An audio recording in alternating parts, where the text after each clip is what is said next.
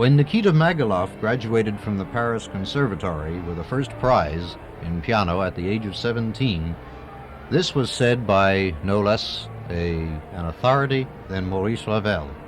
He said, "In Magaloff, a truly extraordinary musician is born." Nikita Magaloff was born in St. Petersburg in 1912 and exhibited unusual musical ability from the age of 3. Unfortunately, he and his family were forced to leave the country at the time of the revolution, and they settled first in Finland and eventually in Paris. And it was at the Paris Conservatory that Magaloff studied under the great piano pedagogue Isidore Philipp. With Szigeti, the great violinist, Magaloff formed a very successful duo before he became a soloist in his own right. Since then, he has concertized all over the continent and settled in Switzerland, remaining there during the days of the Second World War. He was one of the first artists to be invited to perform in Paris after the liberation of that great city. His first American tour in 1947 was so successful that it has been followed by 7 more in quick succession. And since 1949, Nikita Magaloff has been the professor of the virtuoso class in piano at the Conservatory in Geneva. When Mr. Magaloff joins the Philadelphia Orchestra in a moment, he will play the ever-popular Piano Concerto No. 1 in B-flat minor by Tchaikovsky. Of course, the history of this concerto is almost too well known to be repeated here.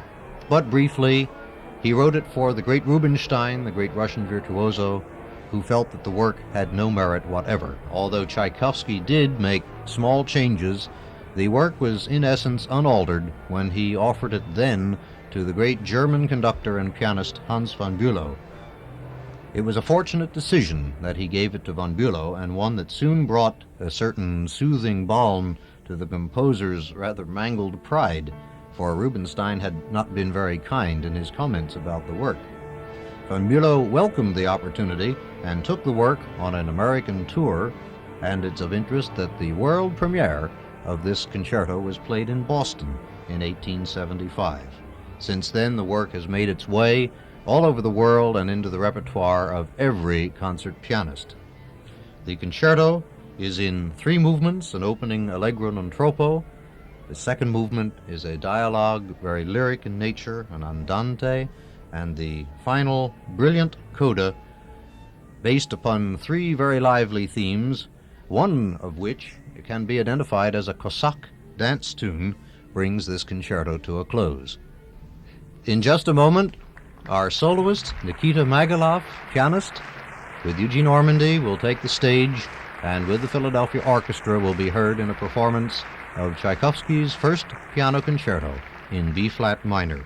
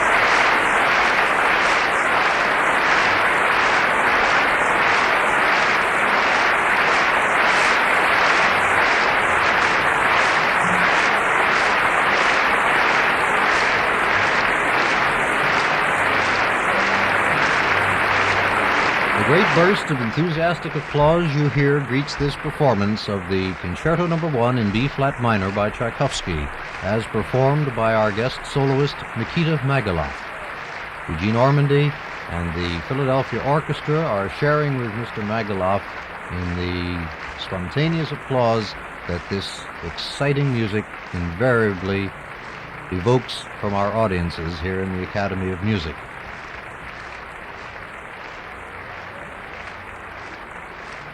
Mr. Magaloff is taking a solo bow now, and I think you can hear from the tapping of the bows upon instruments that the orchestra is joining in the applause that the audience is also bestowing upon today's guest artist. Our program today has been an all-Russian program. Eugene Ormandy has conducted the Philadelphia Orchestra in the overture fantasy Romeo and Juliet, in a performance of the Symphony No. 2 in C minor by Kabalevsky, the Oriental Fantasy Islamey by Balakirev, and we have brought our program to a close with this performance of Tchaikovsky's first piano concerto in B-flat minor with guest soloist Nikita Magaloff as pianist. In a moment, I'll return with information about next week's program.